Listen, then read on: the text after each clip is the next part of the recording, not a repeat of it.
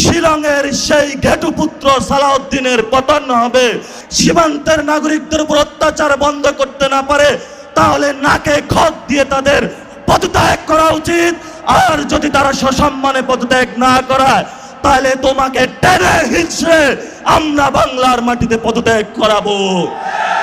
নতুন করে যখন আমরা স্বপ্ন দেখেছিলাম মুজিববাদী বয়ান থেকে বের হয়ে বাংলাদেশের একটি স্বপ্ন নিয়ে ইসলাম এবং সার্বভৌমত্বের আহ্বান নিয়ে আমরা সামনে এগিয়ে যাব, তখনই আমরা দেখতে পেলাম যার বাপ বলেছিল উই রিবল, তারই সন্তান মুজিববাদের পথ ধরে মোদের কাছে আবার নজরানা দেওয়ার চেষ্টা করতেছে।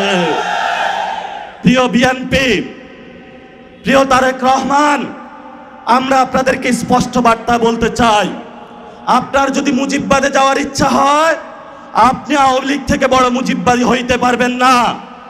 আমরা আপনাকে হুঁশিয়ার করে দিচ্ছি, আপনি যদি মুজিববাদের পথে হাঁটেন, এই পথ বাংলাদেশের জনগণের পথ নয়।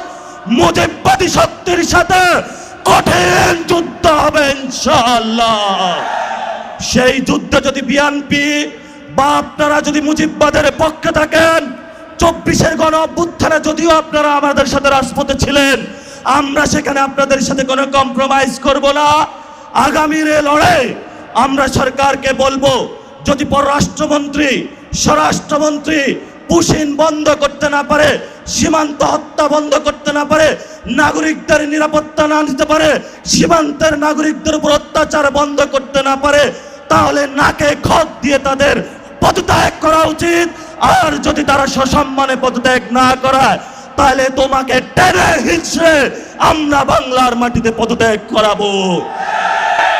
লাস্ট যে কথাটা, আমাদের ফরেন মিনিস্টার জাতিসংঘে ইলেক্টেড অ্যাসেম্বলি হয়েছেন, জাতিসংঘের সভাপতি হয়েছেন, কিন্তু সীমান্তে আপনি হত্যাকাণ্ড দেখেন না, সীমান্তে আপনি পুশিন দেখেন না।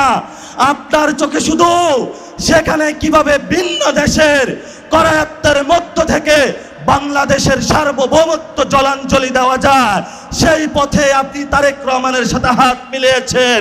প্রিয় খলিল ভাই, এই খলিল ভাই আপনি ছিলেন না। যদি আপনি মুজিববাদের পথে হাঁটেন, আমরা আপনাকে শায়েস্তা করার জন্য প্রস্তুত আছি। তখন কোন খলিল ভাই আমরা চিনব না, সালাউদ্দিন ভাই আপনাকেও আমরা চিনব না। প্রস্তুত হন।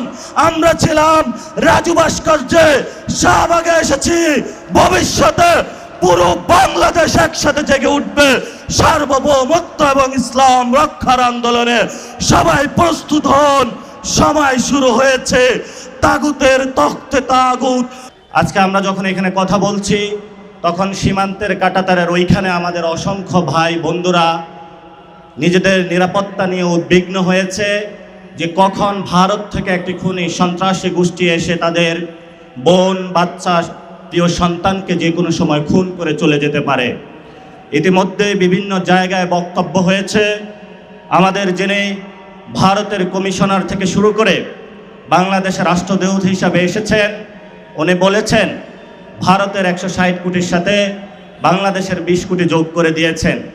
আমরা তাদের সাথে উদ্দেশ্যে বলতে চাই, বাংলাদেশের 18 থেকে 20 কোটি জনতা, পশ্চিমবঙ্গের 10 থেকে 12 কোটি জনতা, আসামের 1.5 থেকে 2 কোটি জনতা, তেমনিভাবে মণিপুর থেকে এই বাংলা ভূখণ্ডের বদ্বীপে যত অঞ্চল রয়েছে সেখানের জনসংখ্যাকে যদি আমরা হিসাব করি, 32 থেকে 35 কোটি জনতারও আমরা দায়িত্ব নিতে সক্ষম এবং আমরা দায়িত্ব নিতে চাই। যদি তোমরা আমাদেরকে সেই আকাশ দেখাতে চাও যে অভিন্ন আকাশের স্বপ্ন, সেই অভিন্ন আকাশের স্বপ্ন ভঙ্গ তোমরা করেছো 1947 সালে, যখন আমরা একটি ভারত স্বপ্ন নিয়ে বেঁচেছিলাম যে আমরা ঐক্যবদ্ধভাবে ভারতে একই গঙ্গা, একই জলে বসবাস করে, একই পানিতে বসবাস করে নিভৃতে এখানে থাকবো। তোমরা সেইখানে মুসলিম কার্ড খেলে আমাদের উপরে নিপীড়নের, নির্যাতনের স্টিম রোলার চালিয়েছিল। আমরা বাধ্য হয়ে স্বাধীনতার আওয়াজ তুলে সে একই জায়গায় আজকে উপনীত হয়েছি। নতুন করে যে স্বপ্ন তুমি আমাদেরকে দেখাচ্ছ, সেই স্বপ্ন তোমরা 47-এ ভঙ্গ করেছ। এই যা ইতিহাস চলে গিয়েছে, নতুন করে মুসলমান এবং বাংলাদেশ ভারতের সাথে একীভূত হওয়ার যে অখণ্ড ভারতের যে স্বপ্ন, সেই স্বপ্নে আমরা কখনো ঐক্যবদ্ধ হব না।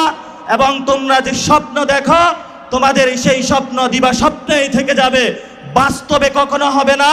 যদি বাস্তবে হওয়া সম্ভব